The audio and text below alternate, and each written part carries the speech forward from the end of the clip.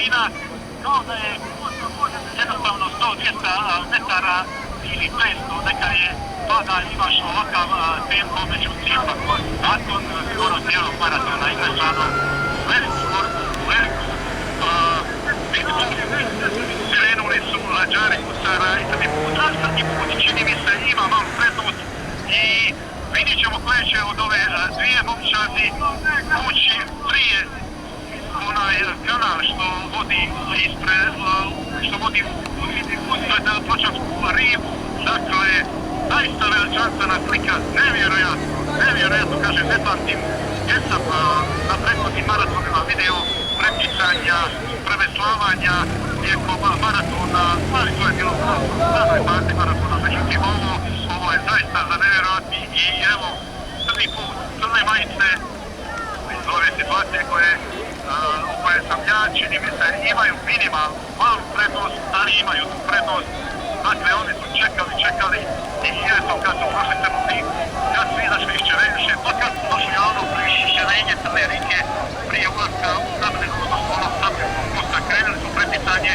i eto, da sada ih to uspjela. Mada, tempo drže i Kusari i bit ćemo još velike borbe, kažem, velike borbe do samog što je 2 sata i 8-9 minuta od kad Lađari krenuli ispod 500 dakle, kada su zakali 16. maraton Lađa. Dakle, 10 minuta je vašem jedan sudaka da je proteklo, a mi i dalje pratimo veliku izjednačenu borbu na samom vrhu Poreta između Šekovina Pjeri majicama i Crnog puta iz Petkovića u crnim majicama momaka koji su zaista junački predstavila je maraton bez obzira kako završio, jer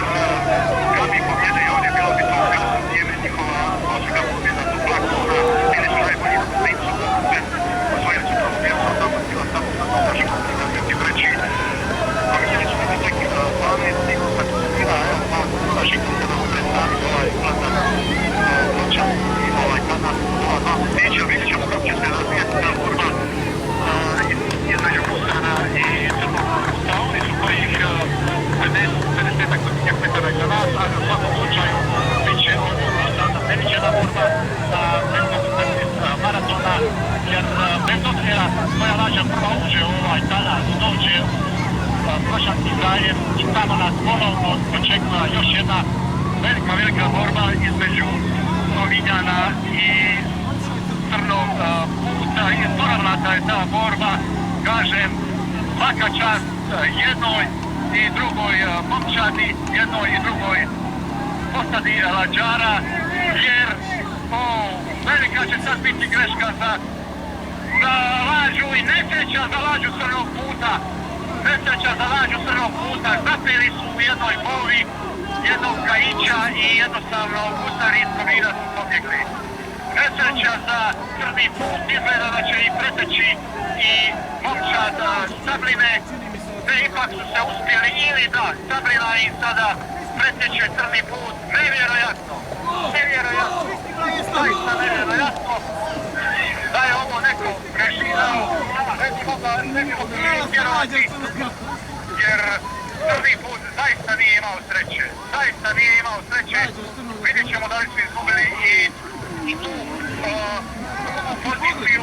jer kažem, ponovnati su ulazili u ovo, međutim oni su bili s lijeve strane,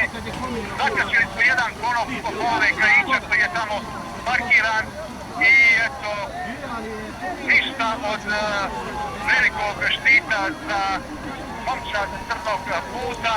Komiljani su sada pobjegli, ali čini mi se da su na drugom mjestu, da to su iskoristili i Lađari i Sabline, koji su sada na drugom mjestu, a treće mjesto Crni put. Zaista šteta za momčad Lađare Crnog puta, jer pokazali su da su pravi, jednostavno nisu imali sportske sreće, zakačili su u taj konop i jednostavno ostali, a to su iskoristili taj njihov trenutak nesreće, sportske nesreće iskoristili i